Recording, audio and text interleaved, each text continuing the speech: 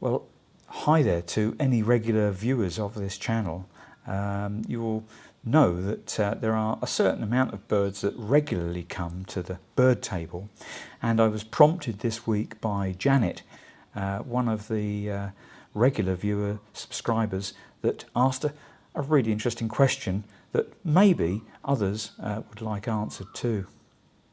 I want to show you this bird book. This is my trusted Craig Robson field guide to the birds of Thailand and Southeast Asia. It's an invaluable book. It's a really very good book. This is about my third or fourth version of it. I've given many away. I actually want to show you inside. Inside the cover here there is this table 1 through to 120, and here you see the different types of birds. So therefore you've got the water type birds here, and then you've got the predator type, the harriers and the hawks and the eagles. We then come back to a few of the other water birds, and come on then to the pigeons and the parakeets, and then we come into what we do see some of in this area here on a regular basis. We certainly hear this guy. Then we've got the owls and the kingfishers and the bee eaters, and then we've got this magnificent set of people here. These are the Barbet family. And then we go through here. We don't get any of these because we're in a lower area, and around here is not woodland, it's farmland. But we do get this fellow a lot, the ashy wood swallow. And amazingly, in Chiang Mai we don't get these. We don't get the fantails. I'm so unhappy really. When I go to Bangkok sometimes I see and hear these. They're very interesting birds. And then we move along here and we don't get very many of these. This here is a Drongo, and this is the racket-tailed Drongo, and there are other types of Drongo, but we get the black Drongo, and we do hear this one, but we very rarely see him in the field here. We've then got the shrikes and the leaf birds, or the sunbirds, and the common sparrow and the Myna. We've got the wagtails and some finch type birds, and then we've got the starlings and Mynas that we see here, and the thrushes and the robin. Wonderful Siberian ruby throat. Never seen on camera, never seen on video, but I've seen him in the field next door here.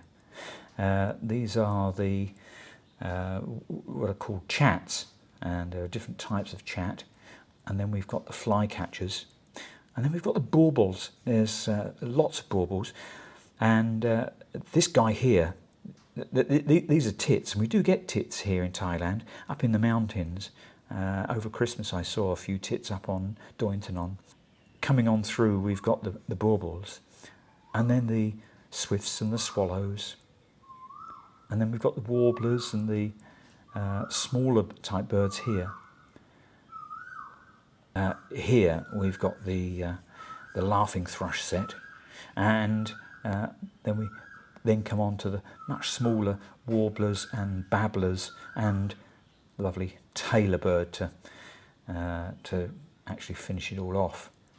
Let me just take you to what triggered this particular part of the video, and that is coming over to this guy here. All these numbers here relate to plates, and if I look in the book I see a plate number, and I'm looking for plate number 85.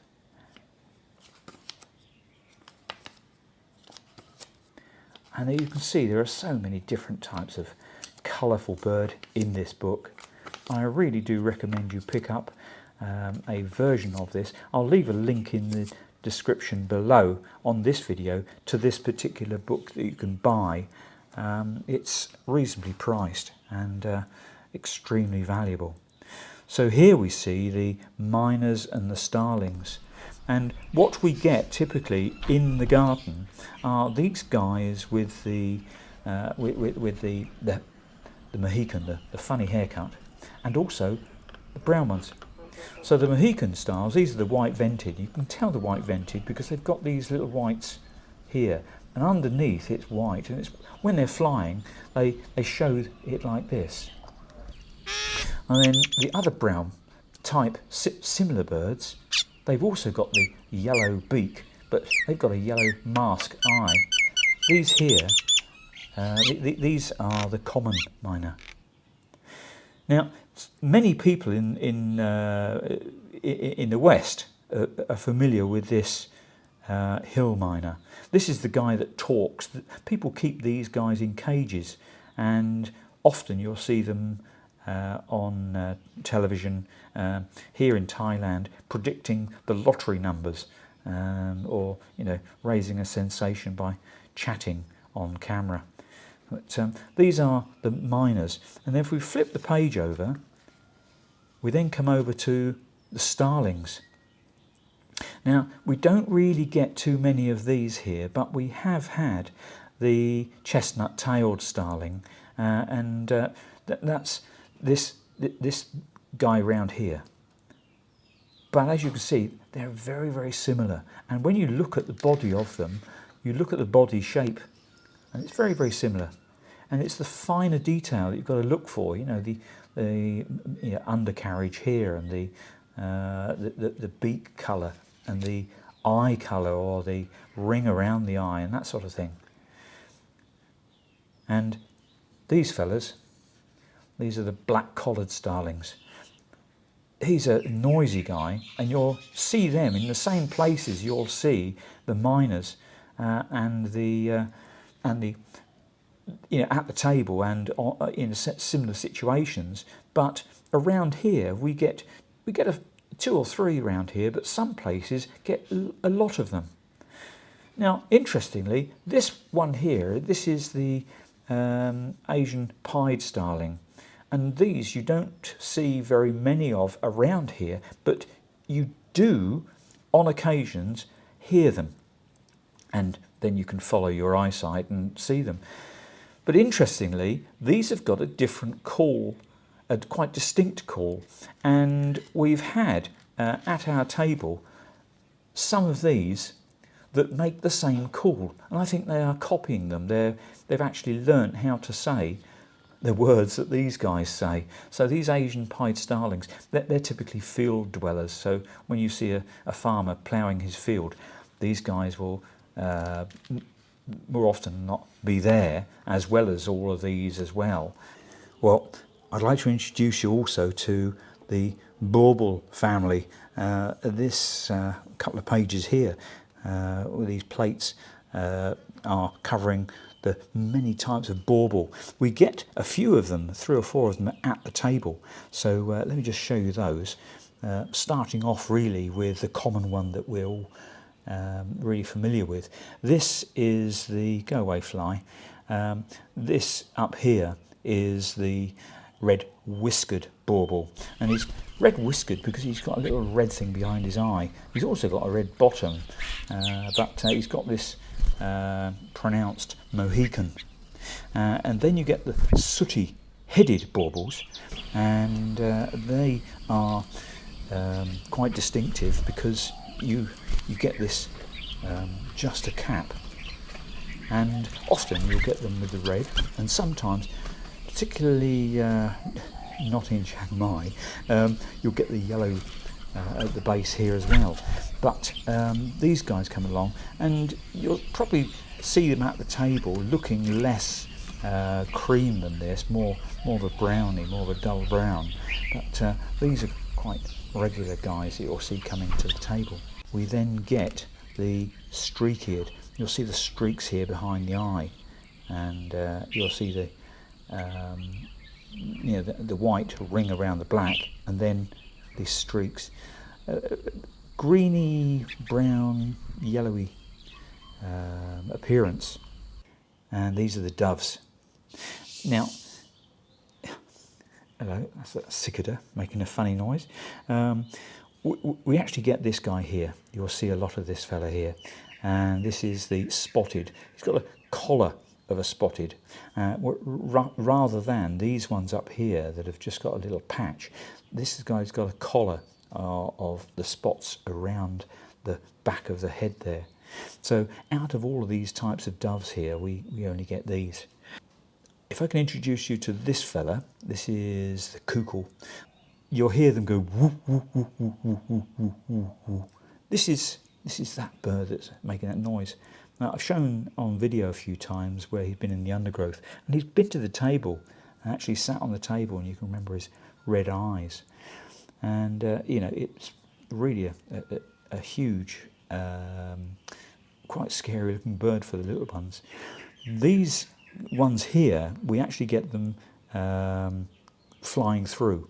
I've not managed to find out as to whether it's a green or this one. The green-billed Mallorca, Malcoha, I call it a Mallorca, but this greenbill is distinctive from this one. But we do get these flying from tree to tree nearby across the scrubland here, but we don't get them at the table. But we do get obviously these, and these are the noisy guys. These are the ones that wake you up first thing in the morning, 4 or 5 o'clock in the morning, making an awful din. And they're called Koels, and they get their name from the sound they make. Koel, Koel. And this is the male again, and this is the female. Huge birds, and they're very intimidating for the small birds because obviously they are going to eat their chicks and their eggs. So they're quite wary of them, and it's often when these guys are around, other birds fly away. And finally, I'll give you 91.